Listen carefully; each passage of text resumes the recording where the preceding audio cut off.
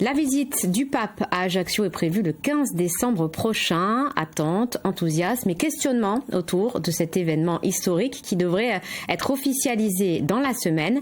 Alors, quels sont les derniers éléments dont nous disposons? On voit cela avec Jean-Philippe Mattei et Franck Rombaldi. À un mois de la potentielle venue du pape François à Ajaccio, le programme envisagé se précise. La visite se déroulerait sur une seule journée, celle du 15 décembre. Arrivé le matin à l'aéroport de Campo del Oro, il devrait être reçu par Emmanuel Macron et une délégation de ministres.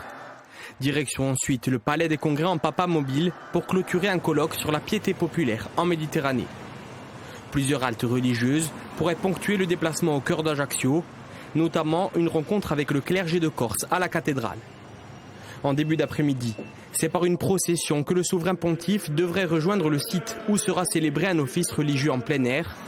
Si le Casone semble être privilégié avec les accès par le cours Grandval, le bois des Anglais ou le boulevard Madamère, des solutions secondaires comme celle de la place Millau sont aussi à l'étude. Le pape rentrerait le soir même à Rome. Pour l'heure, le Saint-Siège qui a confirmé l'existence du projet n'a pas encore officialisé le voyage.